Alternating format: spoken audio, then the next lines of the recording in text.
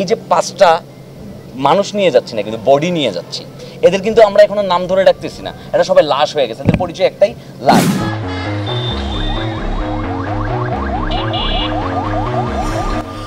বুধবার সকালে কক্সবাজার থেকে চট্টগ্রাম যাচ্ছিল মার্সা পরিবহন। অপর প্রান্ত থেকে কক্সবাজার মুখে 8 জন যাত্রী নিয়ে হাঁসের দিঘিতে পৌঁছাতেই হঠাৎ ভেজা রাস্তায় পিছলে ঘুরে যায় মাইক্রোবাস। তখন অপর প্রান্ত থেকে আসা মার্সা পরিবহন ধাক্কা দেয় মাইক্রোবাসে। থুমড়ে মুচড়ে যায় মাইক্রোবাস, আর তার ভেতরে থাকা যাত্রীরা গুরুতর আহত হয়।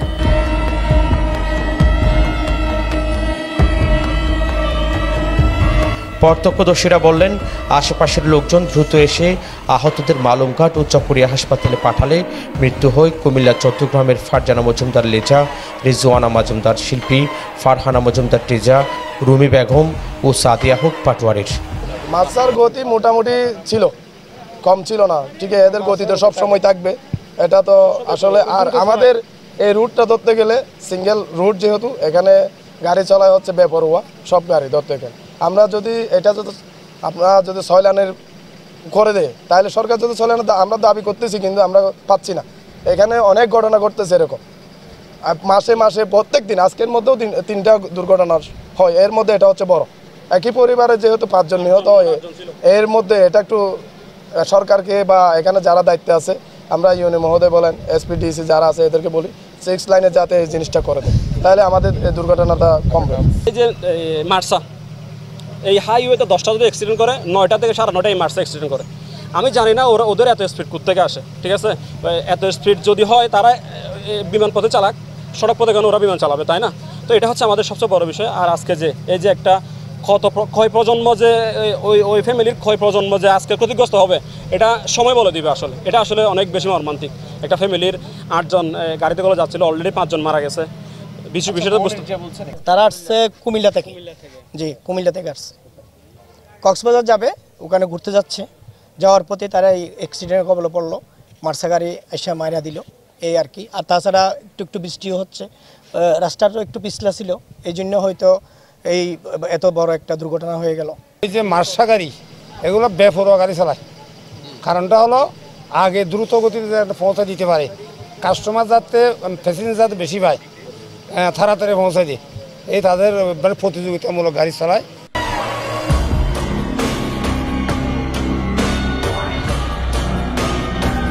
মালুমঘাট হাইওয়ে পুলিশ বলছে, বৃষ্টির কারণে রাস্তা পিচ্ছিল ছিল। ব্রেক করতেই মাইক্রোবাস ঘুরে গেলে মার্সা পরিবহন এসে ধাক্কা দেয় মাইক্রোবাসে। চালকের কাছে এই সড়কটি অপরিচিত ছিল বলেই এই দুর্ঘটনা। আজকে সকালে প্রচুর বৃষ্টি এসে রাস্তাটা আসলে পিচ্ছিল ছিল, আর মার্সা গাড়ির গতিটা একটু বেশি ছিল। আর উনি নতুন ড্রাইভার, এই রাস্তায় নতুন ড্রাইভার আসলে একটু সমস্যাটা হয়, দুর্ঘটনা বেশি ঘটে। উনি রাস্তাটা বুঝতে পারে না। আমি ড্রাইভারের সাথে কথা বলছি, উনি ব্রেক করছে, ব্রেক করার পরে আর মার্সা গাড়িটা খুব দ্রুত ছিল, এই জন্য গাড়িটা রাস্তার উপর উঠে গেছে, আর সমস্যাটা হয়ে গেছে।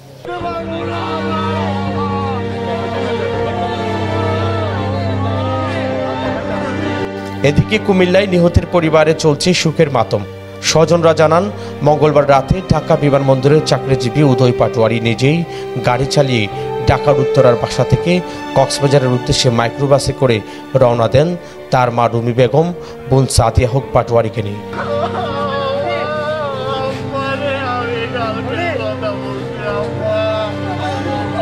পরে চট্টগ্রাম পৌর এলাকা থেকে গাড়িতে তুলে নেন উদয়ের স্ত্রী ফারজানা মজুমদার লিজা, ছেলে সামাদ চৌধুরী, শাশুড়ি রিজওয়ানা মজুমদার শিল্পী, শালি ফারহানা মজুমদার টিজা, শ্যালক শাহেদ মজুমদার লিশানকে। তারপর বেড়াতে কক্সবাজারের উদ্দেশ্যে রওনা দিয়ে 5 জন নিহত হয়।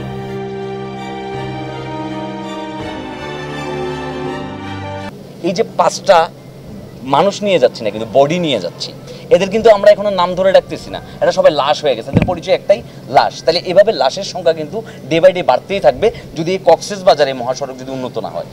আর গতকালকে রাতে আমার আম্মার সাথে, আমার ছোটো বোনের সাথে আমার শেষ কথা হয়। আমার একটা বেবি হয়েছে, আমার বেবির বয়স এখনও 3 মাস হয় নাই।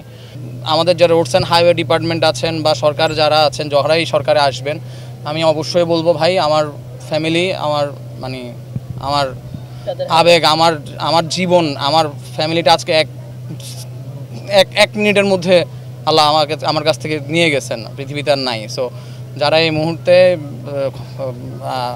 এটার দায়িত্বে আছেন, কর্তৃপক্ষ আছেন, বা যারা এটার ভবিষ্যৎ নিয়ে চিন্তা ভাবনা করবেন, যে কোনো বাংলাদেশের যে কোনো সড়কের আগে সড়কটার 4 লেনে উন্নীত করার জন্য আসলে খুবই দরকার। এবং তাহলে হয়তো আমার মতো আছে কাউকে আপনাদের ক্যামেরার সামনে, মাইক্রোফোনের সামনে দাঁড়াতে হবে না হয়তো।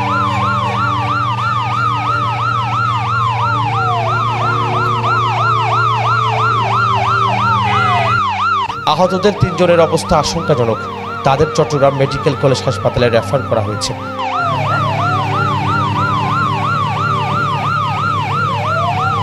তারেক হায়দার, প্রবাল নিউজ, কক্সবাজার।